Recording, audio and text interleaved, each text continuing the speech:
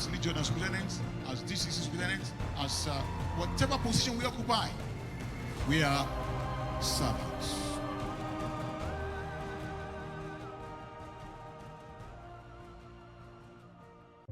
Sometimes we think about the honorarium and the honor and the protocol and the razzmatazz and things like that that happen to be the hallmark of the leadership of this world. But Jesus said, you want to lead, you are the number one servant. Know this, that you are a servant. Yes, I am a servant. I should know that. Who makes you a boss? As legion, as lieutenants, as DCC lieutenants, as whatever position we occupy, we are servants.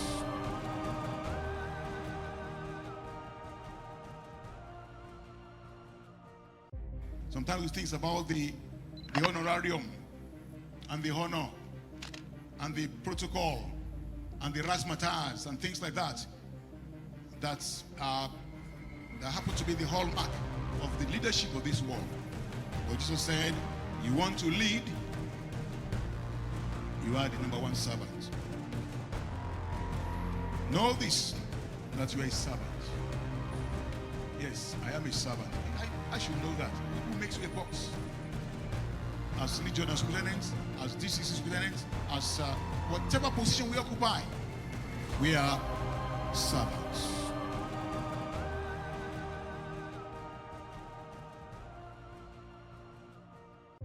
Sometimes we think about the honorarium and the honor and the protocol and the razzmatazz and things like that that happen to be the hallmark of the leadership of this world. But Jesus said, you want to lead, you are the number one servant. Know this, that you are a servant. Yes, I am a servant. I should know that. Who makes you a boss? As legion, as lieutenants, as DCC lieutenants, as whatever position we occupy, we are servants.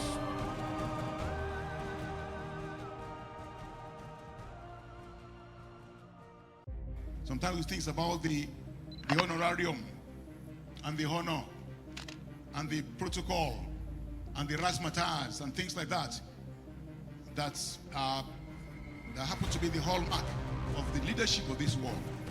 But Jesus said, you want to lead, you are the number one servant.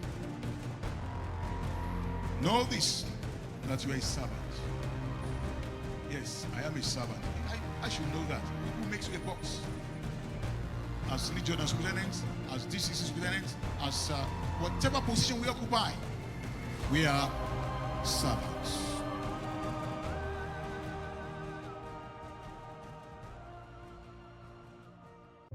Sometimes we think about the honorarium and the honor and the protocol and the razzmatazz and things like that that happen to be the hallmark of the leadership of this world.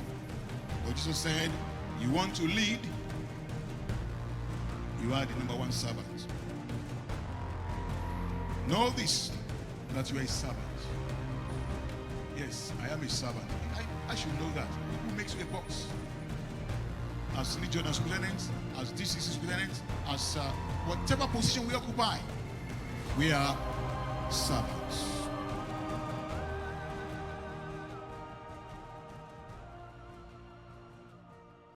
Sometimes we think about the honorarium and the honor and the protocol and the razzmatazz and things like that that happen to be the hallmark of the leadership of this world. But Jesus said, you want to lead, you are the number one servant.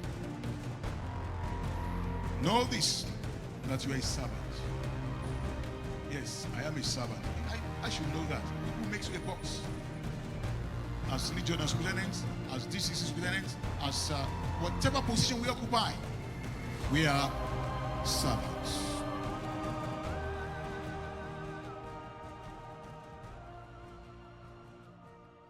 Sometimes we think about the the honorarium and the honor and the protocol and the razzmatazz and things like that that happen to be the hallmark of the leadership of this world. But Jesus said, you want to lead, you are the number one servant. Know this, that you are a servant. Yes, I am a servant. I should know that. Who makes you a boss? Good evening, everybody. God bless you. Thank you for joining us again in this session.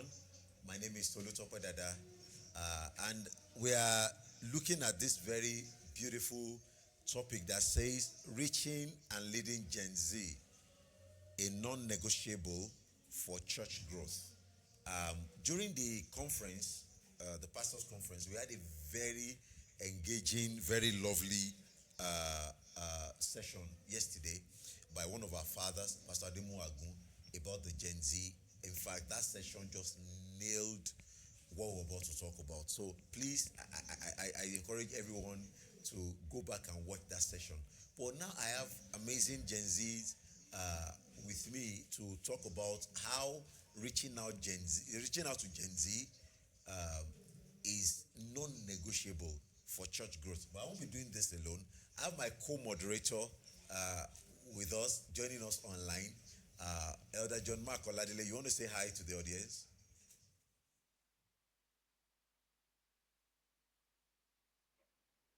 Elder, you're muted. Elder, you're muted.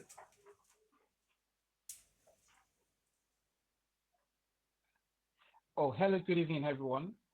And thank you for the warm introduction, Pastor Toluto Pedada.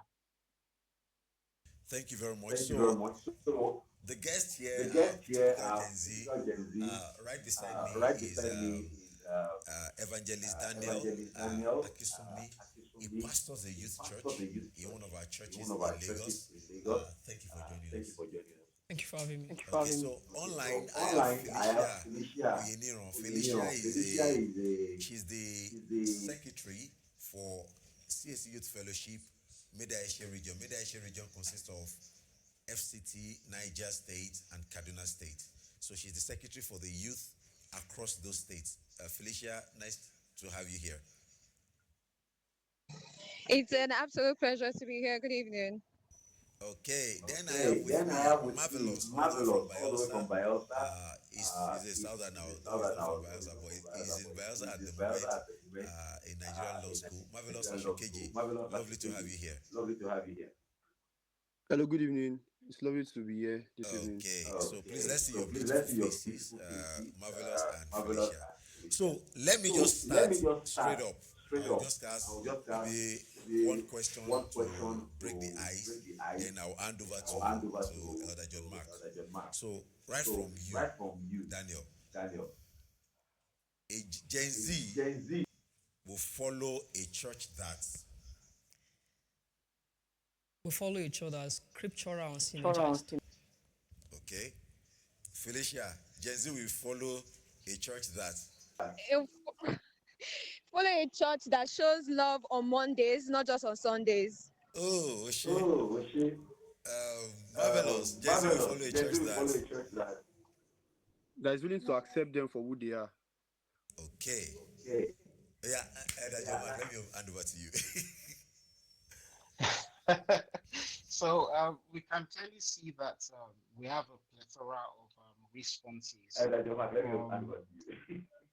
Yes. So we have a plethora of responses from the question posed by Pastor Tolutope to some of our analysts tonight. And we can clearly see that Gen Z really wants they want to belong. Let me use that word. So they want relevance, they want authenticity, they also want a purpose, life filled with purpose. So tonight we're going to be unpacking what we're really going to be talking about, and that's going to be starting with the structure for the conversation. So we'll be looking at how do we then describe Gen Z in your own words. So let's start with Felicia.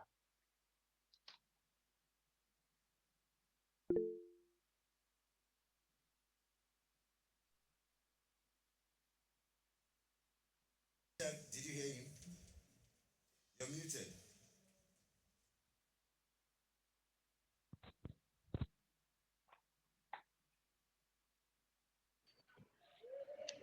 I know I heard my name, but I didn't get a question.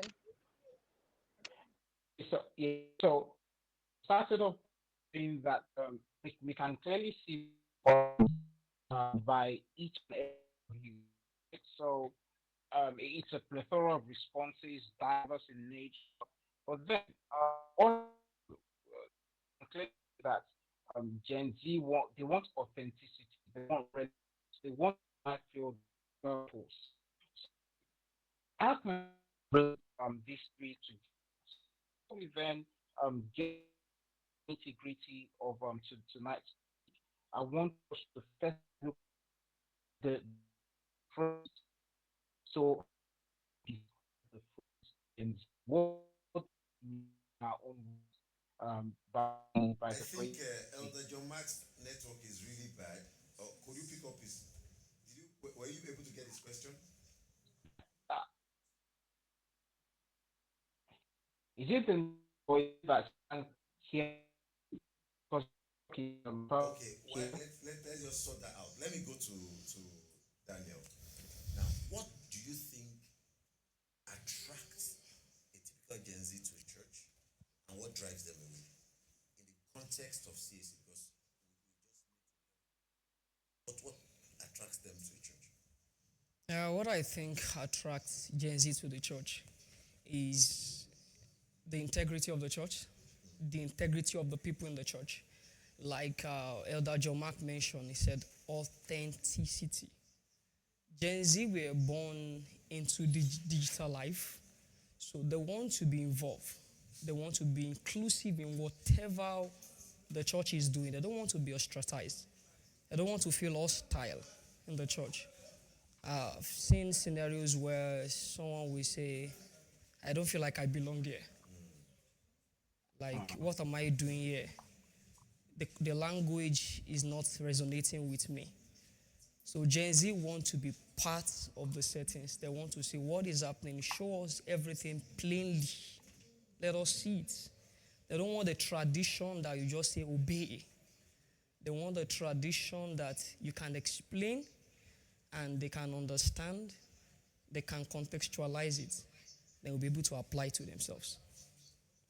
I don't know if Elder John Mark is here, but just speak if you're here.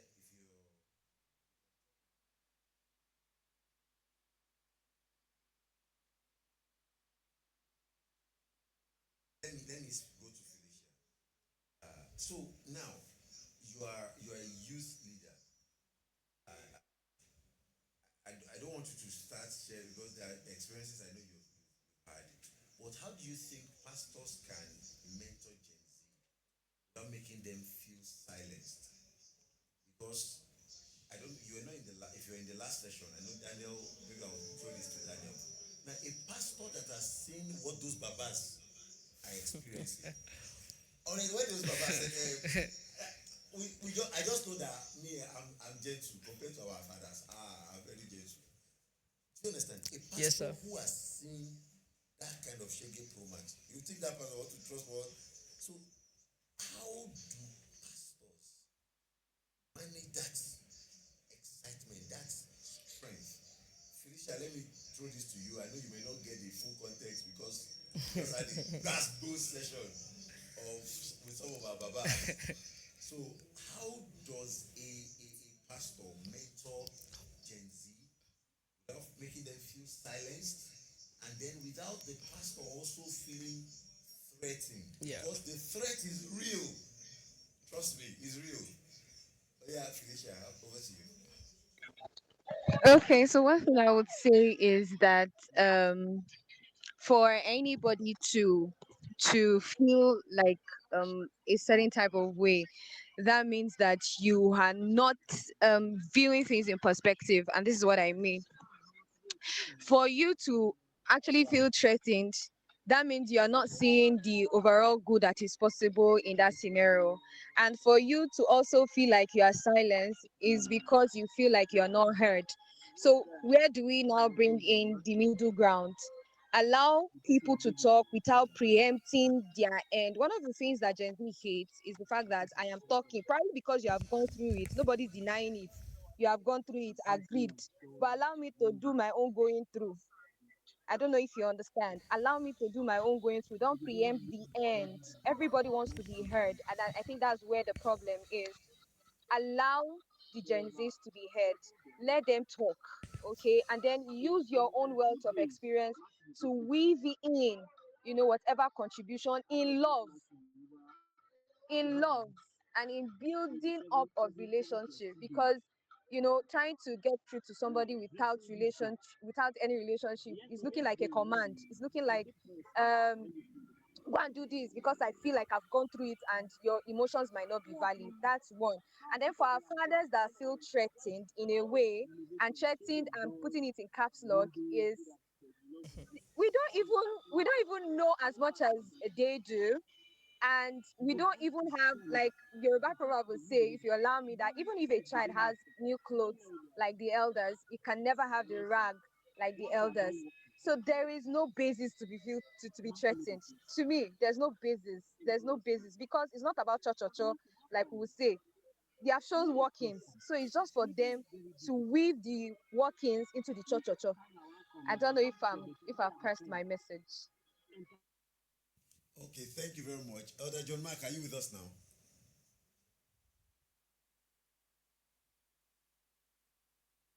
Yes, I'm back now. Okay, go ahead. Yeah. I picked on few things Felicia talked about just now. Let me talk. Let me speak. And then the reason why I'm picking out those words, we all know what happened, well, in recent times when the phrase then came about, Sorosoke generation or whatever they call them. So, and then you then get to see that there might have been some challenges posed to the Gen Z people, and those challenges are what we'll be talking about now. So, what do we think are the challenges that the Gen Z are facing in connecting with the present day church, or with the conventional way that the church is being run? Is it hypocrisy? Is it rigid structures? Or is it relevance? What exactly do we see as the challenge that are facing the connection or the nexus between the Gen Z and the present day church? Okay, let me ask Marvelous this.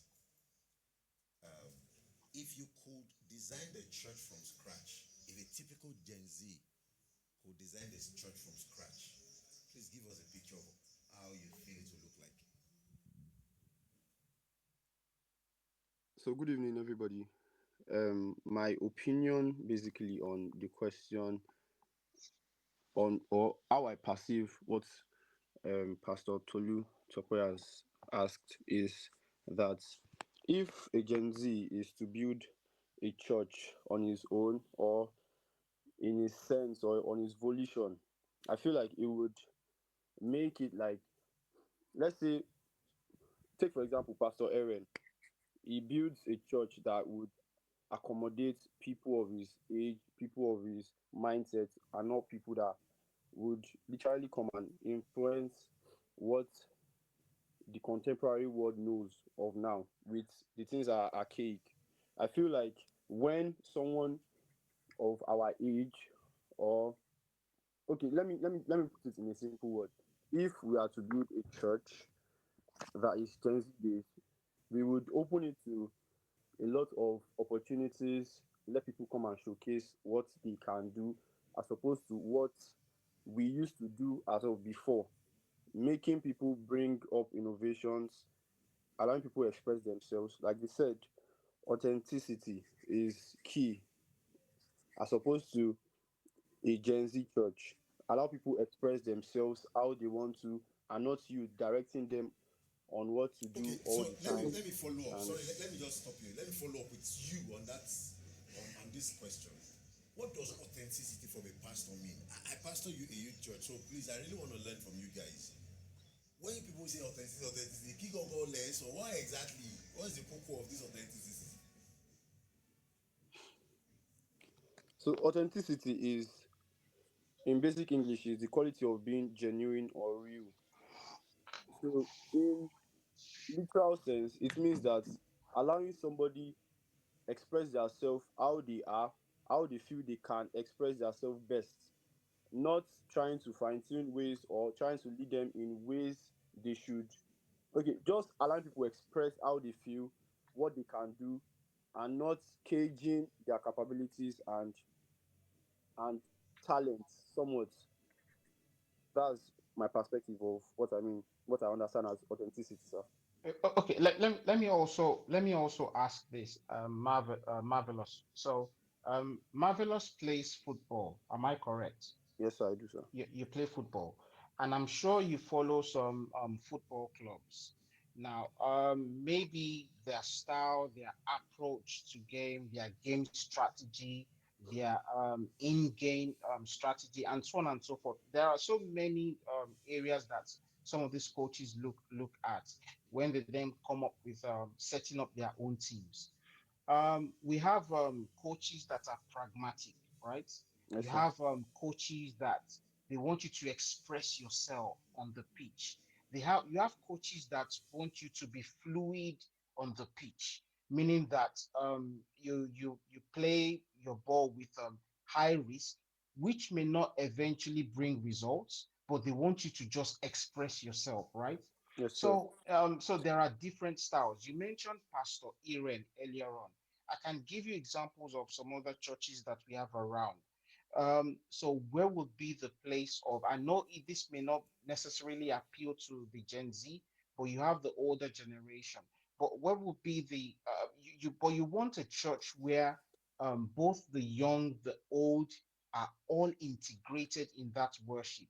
So how do we then find that common ground? How do when we're talking about authenticity, how do we then ensure that the authenticity is not pushed too far, such that you're then at liberty to do whatever you want to do? Where is that thing holding you back? Where is that your anchor that says to you that, okay, fine, I think at this point I just need to hold back and then sit back and then not just allow myself to my I don't want to use that word flesh to just take over.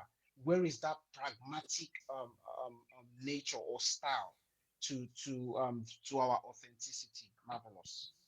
Okay, I would start off by saying in the normal world there is need for dynamism. Like everybody is meant to, things change as time go by.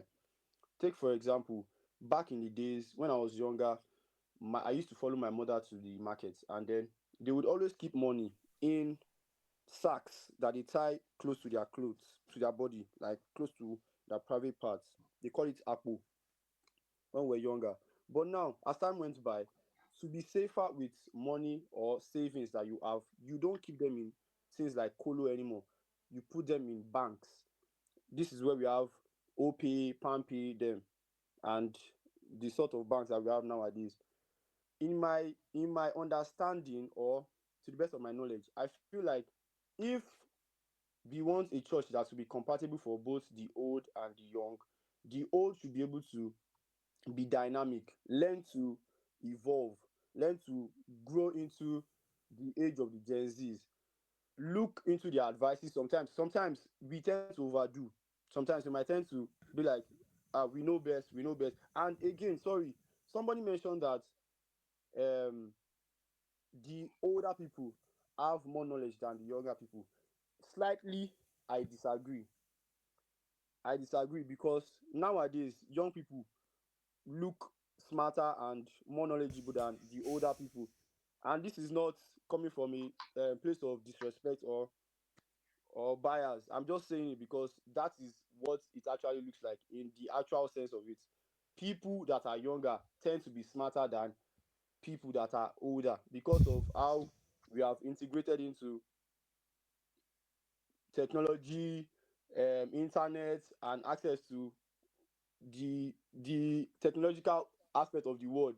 So I feel like personally, if we are meant to be, if we are meant to have a church that will be compatible for both the young and the old, the older people should tend to be submissive and look at the innovations and the ideas that younger people are bringing into the church, and then guide them on the particular way they should go, and not try to like influence their ideologies or the archaic knowledge that they have of before onto the older generation. Because I mean, the world is going faster and it is growing. It's There Oh, are okay, no. if I may come in, because we should wrap up now. It's Thank you, thank you, marvelous. I don't know if you can hear me. We really need to wrap up. I can. And again, I do not mean any. I don't mean any sense So, of disrespect. I just. Favor just joined us. Favor, welcome. Uh, I just want you to look at this. How can a church? I think there's a delay. So, okay, okay. Let me just go ahead. So, how can a church? Favor, please add this. How can a church address Gen Z struggles, mental health, identity, peer pressure, bullying? How can pastors address something like that without sounding judgmental? How do you feel your pastor should treat things like that? Good evening, everybody. Hello. Yes, we Yes, we can can hear hear you, you. Go Favor. ahead. Good evening. Good evening, everybody.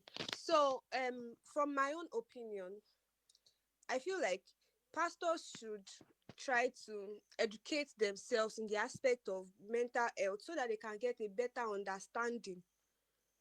And when you have a better understanding, you know the best way to address those kind of depression, addiction, because they are all classified under mental health, mental illness. So pastors should they should learn about those things.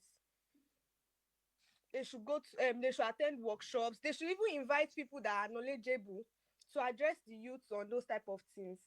And because if you somebody sees that you are with them on a journey that they are going on a phase that they are going through, they tend to like be more open.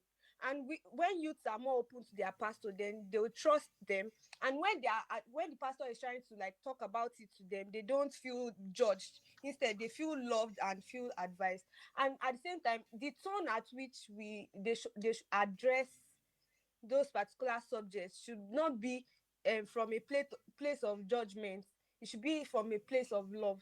When you correct somebody about a particular thing, it should be that, okay, for instance, you beat a child, you should tell the child, oh, I beat you because you did this. Not that you just beat the child and just forget about it, that I beat you. In your mind you feel like you beating the child because of this, but the child doesn't know what he was beaten for. Same thing applies to this particular topic. When you want to talk to them, you might be trying to advise them, but because you don't understand the concepts, you are talking from your own understanding, but you don't have a professional understanding of the um mental health, mental illness, depression, addiction. You don't have a proper understanding about it. You talk from a judgmental point of view. But when you have a better understanding, you know that sometimes it's not those people's fault. It's a particular situation caused that led to them being depressed or being addicted. So if you talk from that perspective, I feel like it will be more less judgmental. Thank you, sir. Thank you very much. We need to wrap up. I don't know if I can take closing words from you guys in 30 seconds each. But let me just share this story. Pastor Demoago said it during his session at the conference. The same message came to two different people by the same angel. Gabriel told Mary, you will conceive and have a child. Gabriel told Zechariah, your wife shall conceive and have a child. Both of them asked the same question. Mary asked, how shall this be? Zechariah asked, how shall this be? But Was one mute. got a basbos, the Yes. other got a yapele. Calm down. This is how it will be. No. That scripture just nailed his topic. So pastors, our fathers, even God was patient with the Gen Z, Mary. She was asking stupid questions, in quotes. No, this is how it will be. The power of the Lord will be upon you.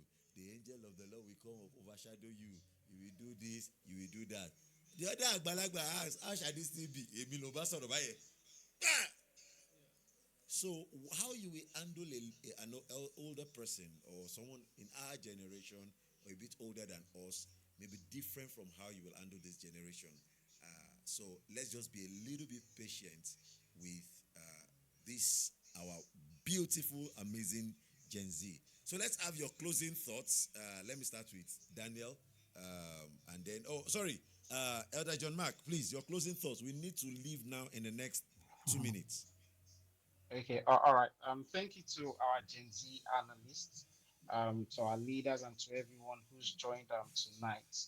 So we've had a very clear, urgent message. Gen Z is not merely the church of tomorrow; they are the church of today. Okay, so they want authenticity, they want purpose, they want a place where their gifts matter. So this will come when the gospel is lived. Okay, and not just when we proclaim to be Christians. When leaders listen, not only the lectures we give, and when the church use both real presence and digital tools to meet people where they are. So here's my charge. We need to listen well.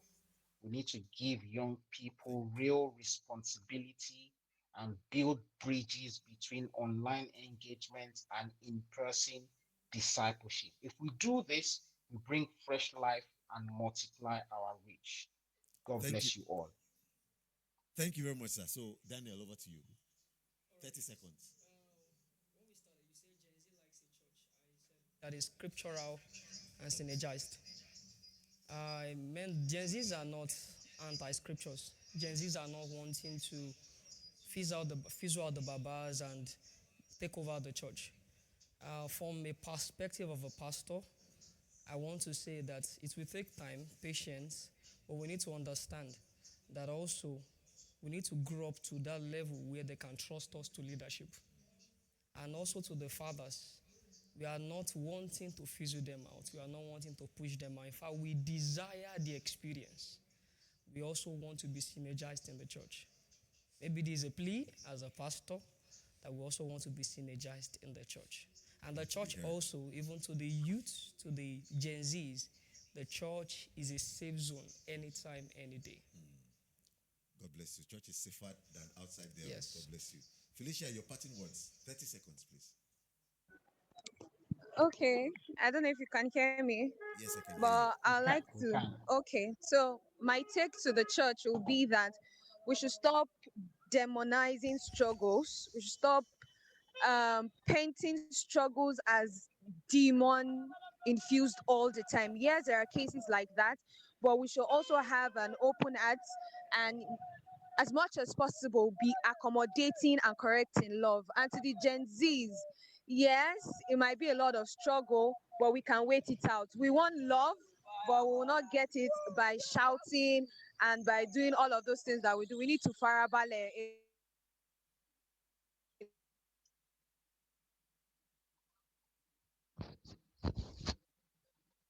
Okay, our network has taken her out.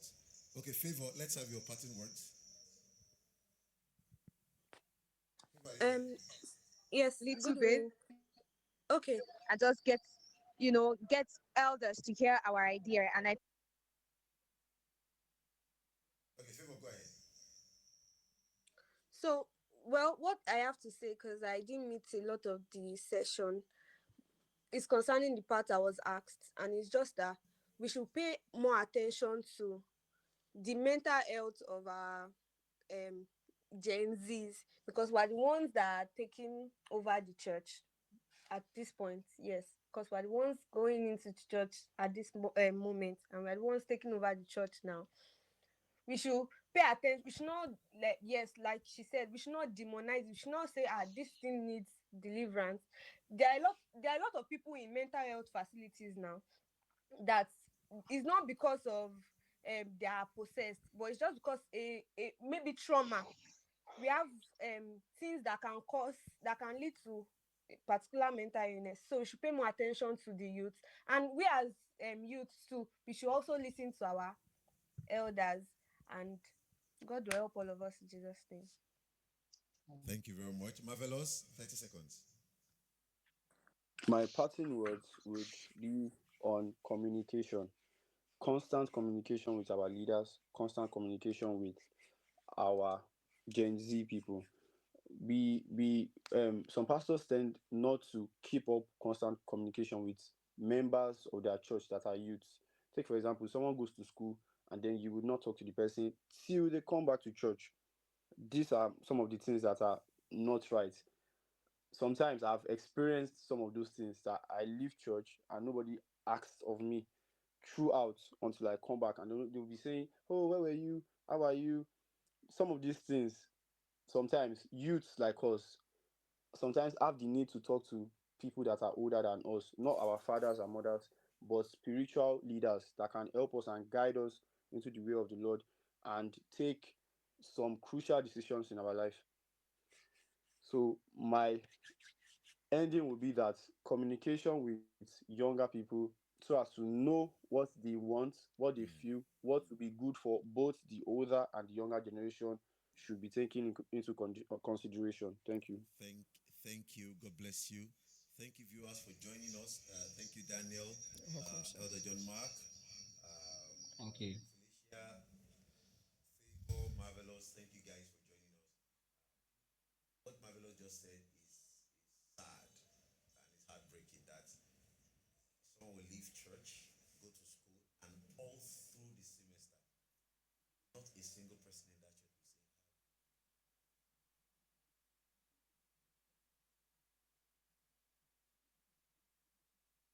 are our future. So we love you, we celebrate you, we thank the church authority giving us this platform. Every year, the church always gives a platform to the Gen Z to express themselves, even on this kind of a very exalted platform, Pastors Conference. So thank you, daddies, for trusting us with this platform. The Lord bless you in Jesus' name. Thank you for the studio team. We had a very long day, and those guys are still here past 10 p.m. here. God bless you. A lot of them are not in front of the camera. They are behind the camera. They are doing so well, so sacrificing. Have a beautiful night rest, everybody. Thank you. Good night, everyone. Sometimes we think about the honorarium and the honor and the protocol